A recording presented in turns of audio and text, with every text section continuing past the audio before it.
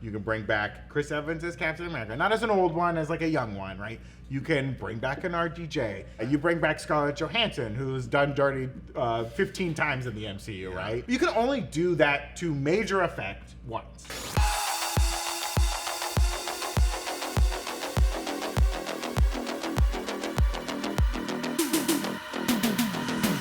Welcome back to the break room. I'm Brandon Barrick. Who cares? Joining me today, we have Coy Jandreau. Excited to be here and talk about this. Nothing. And we also have Tommy Bechtold. What up? It's your boy Big Sauce, making it real saucy. And by the way, Big Sauce is not some intimidating nickname. Oh, okay. Big Sauce is because I'm in the pocket of ragu. Oh, I always knew it.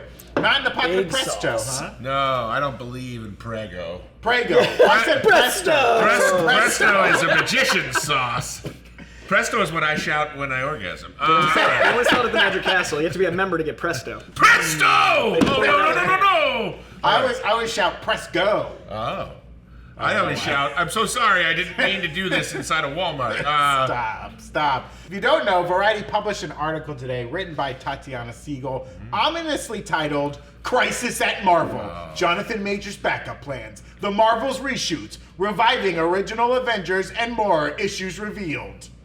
Heavy title. Can I just say if Chris Hemsworth ever gets in trouble, the title of the article should be Crisis on Infinite Paths. Should that be for a DC Australian-based problem?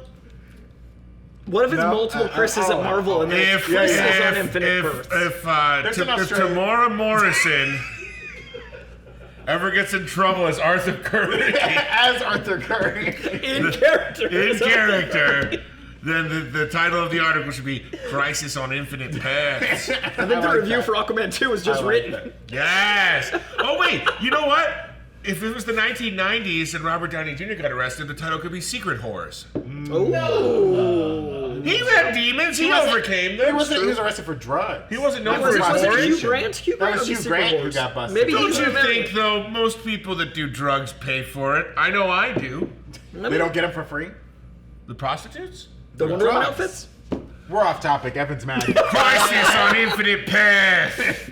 Now, this article covers a lot of ground. As you know, we do these videos live on Twitch. The first half of our conversation will be about some of the problems detailed about Marvel's production, way they do things over there, as well as the big question, does Marvel need to revive the Avengers, the OG Avengers?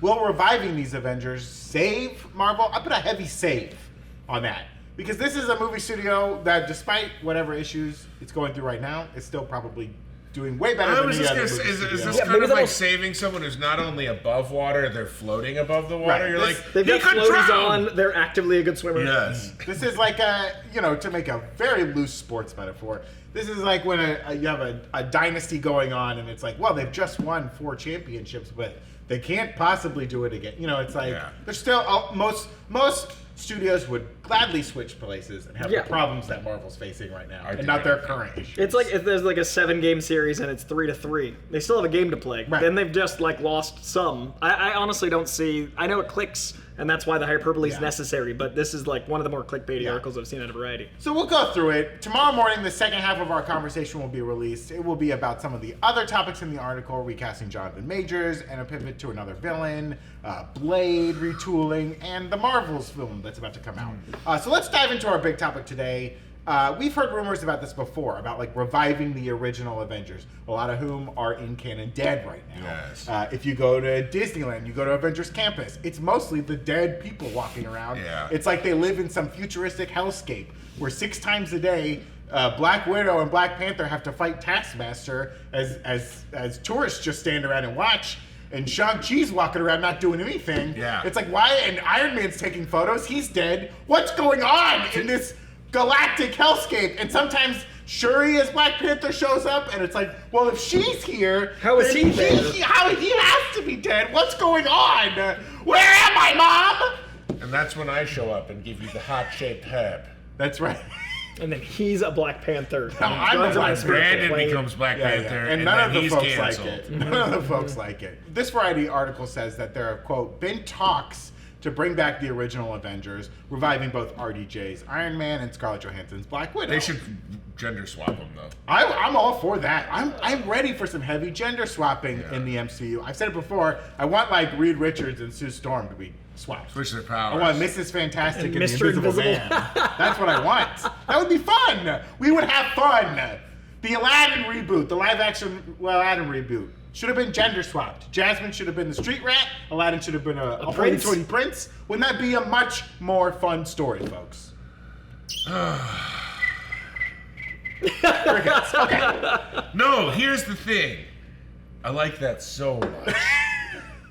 I like that so much. I'm gonna pitch it to the Daily Wire or whoever they can make it. So this article also noted that it wouldn't be cheap to bring these folks back. No. Right? Since Robert Downey Jr.'s salary for Iron Man 3, and that was like 10 movies ago, Right. it was around $25 million. That's the cost of one She-Hulk episode. Oh my god. Apparently. What a great comparison. Well, RDJ, when Marvel started really spooling up, Iron Man's a hit, boom, he's like, got to sign a contract. He got paid, dude. Because he was not, Terrence Howard was paid more than him on the first movie, right? Yeah, I think so. Because he was But I think he still had a risky back-end bet. points that was like Yeah, he had enough to make back-ends. it work. Yeah. Yeah, and I think he also owns like the toy rights or something. Yeah. He's the one that got the other ones paid for like the Right. second. Yeah, when round. they did the He stood up for reboot. everyone else. Yeah. So They should all get paid because they've made 30.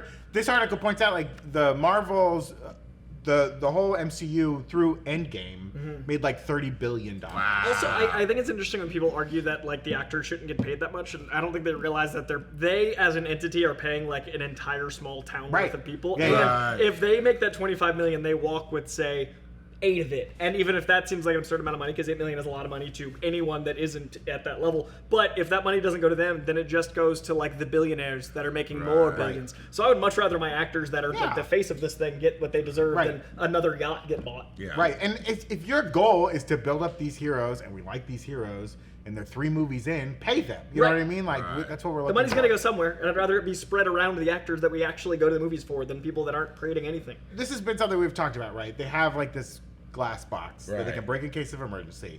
You can bring back Chris Evans as Captain America, not as an old one, as like a young one, right? You can bring back an RDJ. Is he a hologram AI, or is it another multiverse, right? You bring back Scarlett Johansson, who's done dirty 15 times in the MCU, right? They put her movie out during the pandemic. Pearl Mutter buried it forever. Like, lots of problems there. Yep. You can bring them back. But you can only do that to major effect once. Right. For each of them. Or if you do it all at the same time. I think that was always the plan. I mean, they've alluded to it every time, and they've also, when you say the word Secret Wars, anyone, and you don't have to know comics to know, but even if you just have like the movie media literacy, that's kind of how it's been shaping up to go. So I think one of the reasons this article I find so bothersome is it paints so many things as being revelatory when at best they're anecdotal. Like they're not only are they barely quoting any credible sources, if at all, not naming any, but they're most saying people stuff are on that, background. Like, someone that might have read a script and been like, I wrote a better one, and then they're like, he's the 4th lead. Not only are they doing that, but they're also acknowledging that the things that have been public for so long that we don't have any proof of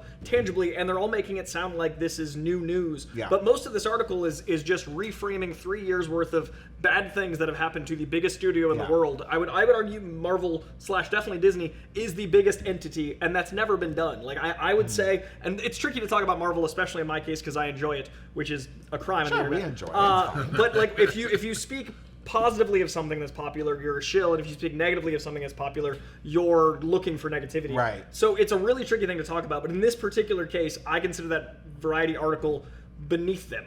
Because Variety was a standard, and it had been an actual notable magazine for the industry. And now it feels like, hey, there's a strike, we need something to talk about. Yeah. Let's put together all this stuff, make it sound like it's an ink, not pencil, and then make everyone mad on the internet. Yeah. So the whole thing feels like it's a bit, I don't know, haphazard. And to be fair, they did reach out to Kevin Feige. He did not give a comment. They reached out when we talked about the Marvels movie, they reached out to Neil Costa. They did not give a comment. So, they're trying. And the impetus for this article was like, they had a big meeting in Palm Springs. They have it every year. They're being honest about what's going wrong. They're talking about what they need to change, yada, yada, yada. But I guarantee you, every year since Endgame, there's a note on the poster board that's like, bring back Chris Evans. Right. With a question That's mark. always there. Now it's like a period. That's always there. So in your mind, let's say they decide Secret Wars. Okay, we gotta bring the gang back together. Yeah. We're gonna bring back all of the original Avengers will be there. Some of them are still alive, of course. Hawkeye, Hulk, Thor. Thor needs to die, but you know what I said. Ragnarok's gotta finish, folks. Do you think bringing them all back would quote save Marvel? Does Marvel need to do this now? Do they need to do it by Secret Wars? Do they need to do it before Secret Wars? Is that something that needs to happen in Kang Dynasty to get people juiced up? Or is this just the normal cycle and they're going to get their footing again soon? Here's the thing that I think. In order, you kind of, like you say, you're just describing it as a break in case of emergency is the perfect way to put it. Right? Like it's something you can do, and once you do it, it's kind of then it carries no weight, right? Like once they come back, but the execution of bringing them back also has to be perfect to thread that line that you're talking about between positivity and negativity that's so hard to weave. You're damned if you do, damned if you don't. Like just having Robert Downey Jr. come back in as like a Deus Ex Machina moment where it's like, oh, okay, Iron Man is back to save us. That doesn't have any weight. Like he has to come back in a way that emotionally affects the characters around him who love him, or it's worthless. And I mean, with Nat, it's a little more obvious. You have Yelena who, got her family back and then lost her sister, right? Yeah. So it's like that is why that is important. Then you have Clint and, Clint's connection with Nat. So that there are ways to pull them back in. I just feel like, one, what was Endgame, 2019? Yes. So it has been, it'll be 6 years, presumably, before we maybe see even more. I bet those are pushed 6, back 7 a whole years. year. So that is a long amount of time. Yeah. I mean, it's not like we've rebooted more for less, right? Andrew Garfield was in a spider suit 2 years after Tobey Maguire was given his walking papers, right? Like they were basically like, we're not making Spider-Man 4. They waited, let's see, Spider-Man 3 was 2000. That's what I was thinking, 2008. Okay, so I guess. No, I think 2010 was amazing, though. I think you're right. Yeah, I think it was 2 years. Because, and Sony had to keep making Spider-Man every 3 years, or they would lose the rights. I guess what I'm saying is, I don't. The idea of save is so hard because, like we said, this article is trying to make a mountain out of a molehill. And it does mention positivity, but it's always 3 sentences of oh my god, and then one but Guardians made money. Well, it did. Sorry, yeah. I don't know if Marvel needs to do this. I think that if they want the MCU to continue to be the way it was through the first 4 Avengers movies, then they do need to do it. If they're willing to allow the kind of ups and downs of evolving an IP and letting a creative kind of albatross or monolith that's just this massive world that is ever expanding, then they don't need to do it. But it feels like, the way they're reporting around the movies, the last few have been this movie's going to underperform. This movie's for sure going to underperform. When you compare this movie to another movie, it's going to do bad. Then I can't blame the money people from being we got to go. Yeah. We got to bring back some superstars here. We got to go sign some free agents that are that'll bring fans back into the seats. It's just like a sports team. It's you bring back old favorites. That's why you get the guy who's washed up in the NBA comes back for one last season with his original team because it sells 1 million more tickets. Right. So yeah, I don't know. I think the Marvel brand right now is not the untouchable force it was. I don't think that the name Marvel has the weight it did. But anytime you experiment, which was what Phase 4 was doing, it's trying different things, it's expanding out too rapidly, in my opinion. Yeah. That is going to cause highs and lows. But I think it's better to experiment and have highs and lows than to coast. And I think that if they bring them back, it would undermine Endgame. I think they're going to bring them back. I think the plan was always to bring them back. I just personally wouldn't, because the perfect arcs they had would be undermined even if they're variants. It doesn't matter if it's not that Tony Stark. It's still a Tony Stark as played by Downey Jr. Right. That's going to have a weightlessness to it. And there's going to be a fair amount of I don't know if media literacy isn't the right word. There's going to be a fair amount of people that aren't going to discern that. And they're just going to be that's Iron Man. Why would your brain want to? Why would you go well, that's also not him? I mean, it's there's I mean this not as a compliment nor as an insult, but people that take in fantasy and sci-fi think a different way about how they consume a product.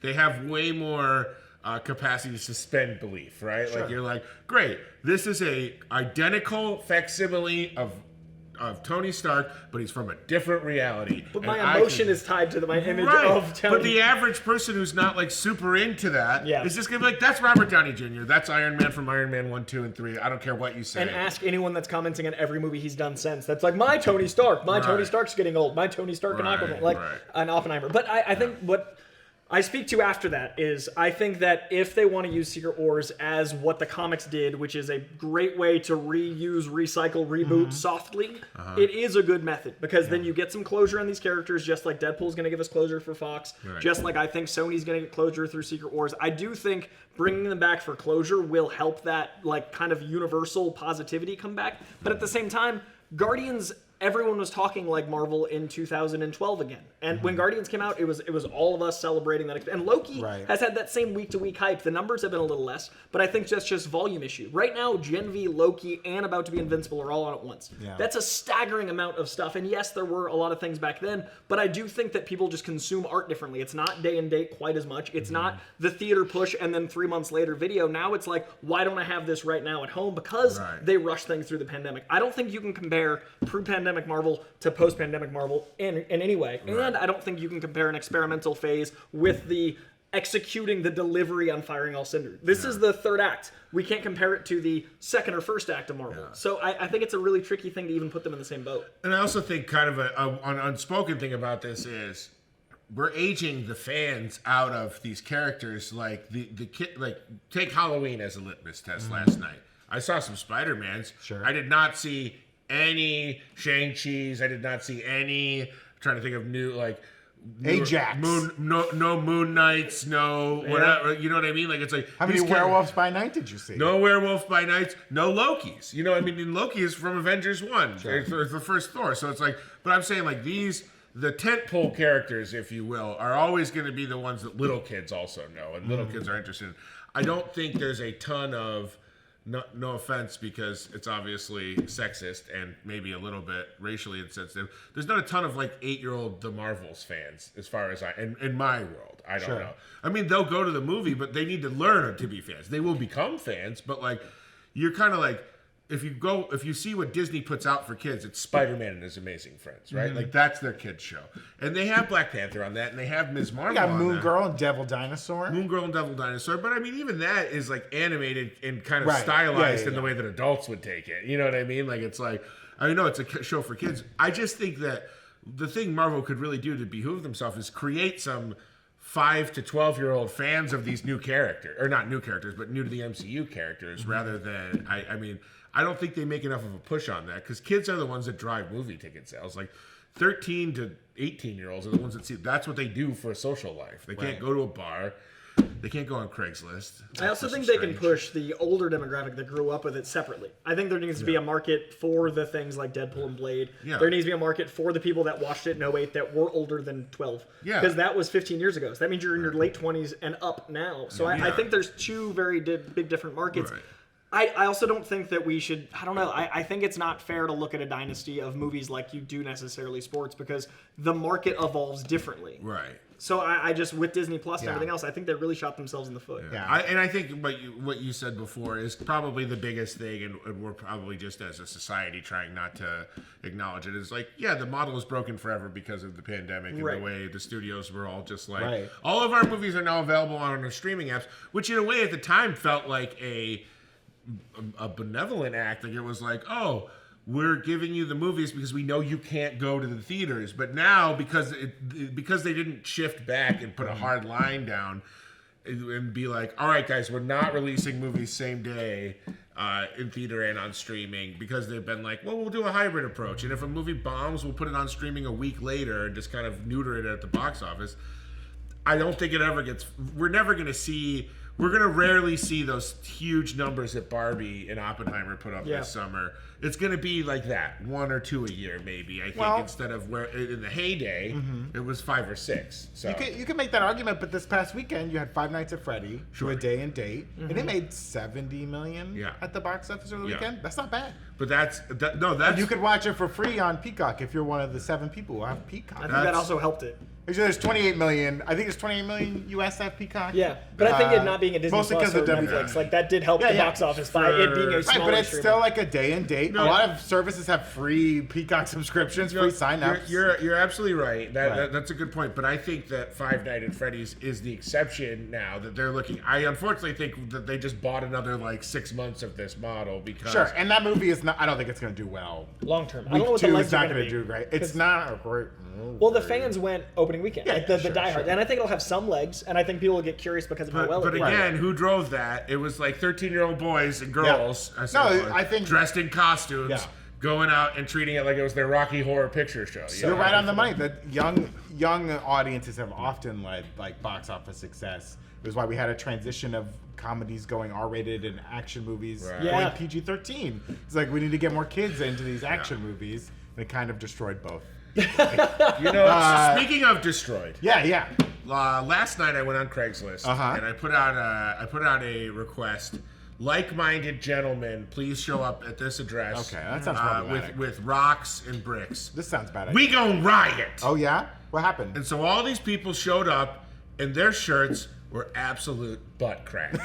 Their shirts sucked. But you know what would have helped? What? If they would have gone to nerdriot.shop. Oh, okay. And help support the Breakroom by heading over to nerdriot.shop and buying some of our amazing Loki merchandise. That Trickster, we've got an Obi We're All Gonna Die t-shirt. Dashiell's running in with a Miss Minute shirt. They know they can't show me the shirt for too long or I get all hot and bothered. We don't need Tommy getting bricked up. We got Mobius on a jet ski. We've got Captain Mark. We've got. Oh my God! I'm getting verklempt. He's so excited by Miss Minutes right there. I just can't. He gets nervous. Brandon's wearing our Flurkin tee. This shirt I'm hyped about, folks. This is coming out for the Marvels. Whatever you think of them. Yeah. But it's not out yet. This is we got Kat Mala Khan. We've got Carol Danvers. And we got Monica.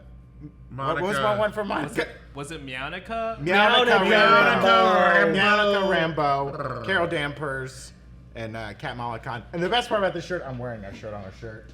He's got a shirt on a shirt, folks. It's 3D! Hey! Those cats are inside and through him. Pull over, that ass is too fat. Whoop, whoop. I demanded buttholes, but we didn't get them on the cat. Yeah, sorry guys. If you want us to unleash the butthole cut, you're gonna have to buy these shirts so they sell out and we can reanimate. But guys, grab some merch, folks. Snag a Marvels tee to wear to opening weekend. Celebrate my birthday in style, guys. Yeah. Wear a Marvels tee.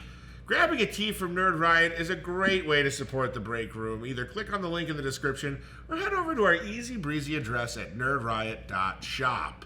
Let's end this on a positive note, fellas. The article closes with a quote saying, "Writing the Marvel obituary would be ill-advised. Kevin Feige is the Babe Ruth of movie executives, and Marvel has the most profitable track record in history, no question." I think that's a smart thing. Yeah. You know, they might be on Way the to road. hedge your bets, Variety. Yeah. Way to play nice. Oh, they want an exclusive back when the We Marvels. would I think still like there's to be invited to Disney events. Yeah, there's maybe some better athletes than Babe Ruth to compare Kevin Feige I don't know. I heard He does point and call. he eats 15 hot dogs He a wouldn't day even and a run pint the of whiskey before he wouldn't games, even right? run the bases anymore. Come on, Kevin Feige goes out there. He's I his heard that bats. was a John Goodman acting choice. Coco was just tired that day. He's like, I gotta go shoot Roseanne episodes at night. I'm not running the bases again. But yeah, I think the biggest thing to take away is that like Marvel is acknowledging their issues and course correcting. Some of that course correcting is due to the great job the WGA did going on strike and demanding some changes that are really going to help the TV shows, I think, a lot. But I think there's going to be bright things for Marvel in the future. They're certainly not done yet. That's it for us today. Make sure to subscribe to the Breakroom channel right here on YouTube and give us a follow on Twitch where we do these videos live at BreakroomNR on Twitch, Instagram, Twitter, X, whatever you like. We'll catch you next time. Late Escape is goodbye.